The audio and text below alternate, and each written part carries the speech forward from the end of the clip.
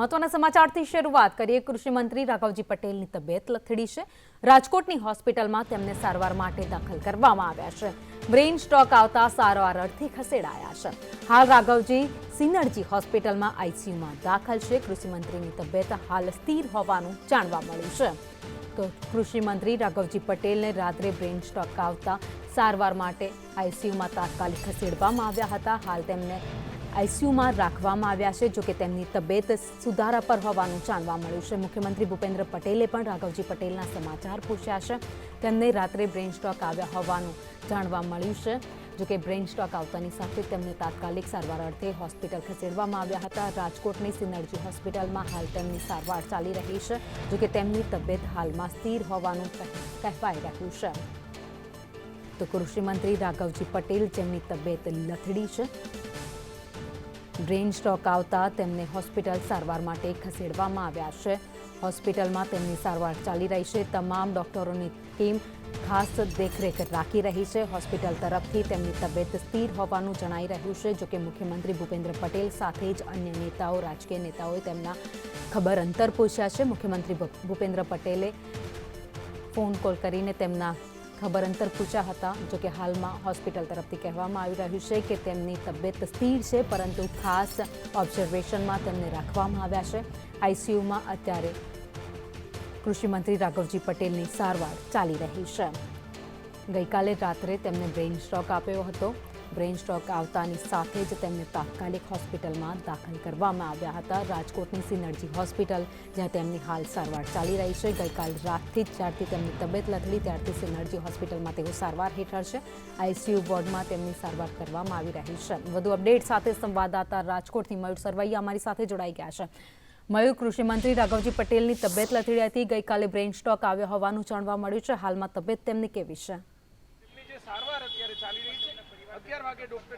બિલકુલ ભાવિની, કૃષિ મંત્રી રાઘવજી પટેલ જે છે તે ગઈકાલે જામનગર એક કાર્યક્રમમાં હતા। તે સમયે તેમની તબિયત જે છે તે લથડી હતી અને ત્યારબાદ તેમને જામનગરથી સીધા જ રાજકોટની સિનર્જી હોસ્પિટલ છે ત્યાં સારવાર અર્થે લઈ આવવામાં આવ્યા હતા। ત્યાં સારવાર દરમિયાન તેમને બ્રેઇન સ્ટ્રોક આવ્યું હોવાનું સામે આવ્યું છે। હાલ સિનર્જી હોસ્પિટલમાં તેમની સારવાર જે છે તે વહેલી સવારથી ચાલી રહી છે। ઉલ્લેખનીય છે કે આઈસીયુમાં તેમને અત્યારે સારવાર હેઠળ રાખવામાં આવ્યા છે અને ડોક્ટર જે છે તેમની ટીમ અત્યારે ઓબ્ઝર્વેશન જે છે તે કરી રહી છે। સમગ્ર મામલે મુખ્યમંત્રી ભૂપેન્દ્ર પટેલે પણ ડોક્ટર સાથે વાત કરી છે। રાઘવજી પટેલના ડોક્ટર જે છે તેમને અત્યારે ઓબ્ઝર્વેશનમાં રાખવામાં આવ્યા છે। તેમની તબિયત પણ હાલ સ્થિર હોવાનું સામે આવી રહ્યું છે। ન્યુરોસર્જન ડોક્ટર સંજય ટીલાળા જે છે તે અત્યારે સારવાર કરી રહ્યા હોવાનું સામે આવ્યું છે।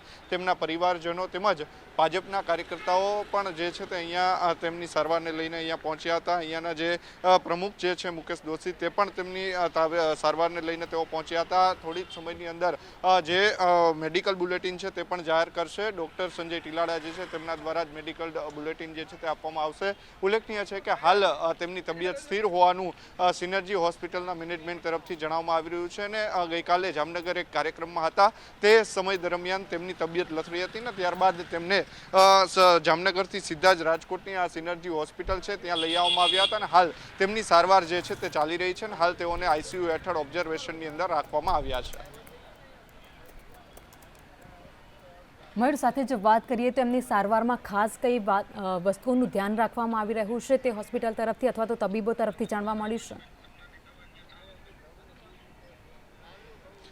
બિલકુલ ભાવિની, અત્યારની જો વાત કરવામાં આવે તો હાલ તેમની આઈસીયુમાં દાખલ કરવામાં આવ્યા છે અને આઈસીયુમાં સતત 3 ડોક્ટરની ટીમ જે છે તે ઓબ્ઝર્વેશન કરી રહી છે। સામાન્ય બ્રેઇન સ્ટ્રોક આવ્યું હોવાનું અત્યારે કહી શકાય સામે આવ્યું છે અને હાલ તેમની તબિયત પણ સ્થિર હોવાનું કહેવાય રહ્યું છે। ઉલ્લેખનીય છે કે વહેલી સવારે તેમને અહીંયા લઈ આવવામાં આવ્યા હતા। ગઈકાલ રાત્રે જામનગરના એક કાર્યક્રમમાં હતા તે સમય દરમિયાન તેમની સારવાર જે છે તે લથડી હતી ને ત્યારબાદ વધુ સારવાર માટે રાજકોટની આ સિનર્જી હોસ્પિટલ છે ત્યાં તેમને દાખલ કરવામાં આવ્યા છે અને હાલ ડોક્ટરોની ટીમ જે છે તે સતત ઓબ્ઝર્વેશન કરી રહી છે। સામાન્ય એવો બ્રેઇન સ્ટ્રોક જે છે તે આવ્યો છે અને મગજમાં સામાન્ય હેમરેજના કારણે તેમની અત્યારે સારવાર જે છે તે ડોક્ટર સંજય ટીલાળા જેવો ન્યુરોસર્જન છે, એક જાણીતા ડોક્ટર છે, તેમના દ્વારા ઓબ્ઝર્વેશન કરવામાં આવી રહ્યું છે અને હાલ તેમને આઈસીયુની અંદર અત્યારે દાખલ કરવામાં આવ્યા છે અને આઈસીયુમાં તેમની સારવાર જે છે તે ચાલી રહી છે। સિનર્જી હોસ્પિટલ જે છે તેમાં તેમની સારવાર ચાલી હોવાનું સામે આવી રહ્યું છે અને હાલ આપણે દ્રશ્યો જોયા કે સિનર્જી હોસ્પિટલમાં પણ તેમનો પરિવાર તેમજ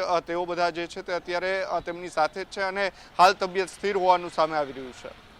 મયુર, આભાર સમગ્ર માહિતી માટે. કૃષિ મંત્રી રાઘવજી પટેલની તબિયત લથડી છે. બ્રેઇન સ્ટ્રોક આવતા તેમને રાજકોટની સિનર્જી હોસ્પિટલમાં આઈસીયુમાં દાખલ કરવામાં આવ્યા છે. તેમની તબિયત હાલ સુધારા પર હોવાનું તબીબો જણાવી રહ્યા છે. હાલ તેમની તબિયત સ્થિર છે, પરંતુ ઓબ્ઝર્વેશનમાં રાખવામાં આવ્યા છે.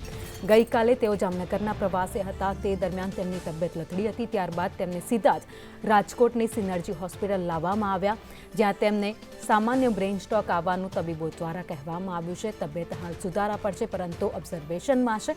મુખ્યમંત્રી ભૂપેન્દ્ર પટેલે પણ ફોન કરીને તેમની ખબર અંતર પૂછ્યા છે, તેમની તબિયત પૂછી છે. આ સાથે જ અન્ય રાજકીય નેતાઓ છે જેઓ ફોન કોલ કરીને તેમના ખબર અંતર પૂછી રહ્યા છે. આ સાથે તેમનો પરિવાર પણ હાલ હોસ્પિટલમાં ઉપસ્થિત છે. ખાસ ડૉક્ટરોની ટીમ છે જે અત્યારે તેમની દેખરેખ કરી રહી છે, સારવાર કરી રહી છે. તો ન્યુરોસર્જન છે જે ખાસ એમને જે બ્રેઇન સ્ટ્રોકની તબિયત લથડી છે, બ્રેઇન સ્ટ્રોક આવ્યો છે, તેના માટે ખાસ રિપોર્ટ પણ કરવામાં આવી રહ્યા છે. એમના બોડીના તમામ રિપોર્ટો પણ કરવામાં આવશે. આ સાથે જ એવી પણ માહિતી આવી છે કે થોડી જ વારમાં તબીબી ટીમ દ્વારા સિનર્જી હોસ્પિટલની જે તબીબી ટીમ છે તેમના દ્વારા હેલ્થ બુલેટિન પણ જારી કરવામાં આવશે, જેથી કરીને જાણી શકાય કે હાલ તેમની તબિયત કેટલી સુધારા પડશે.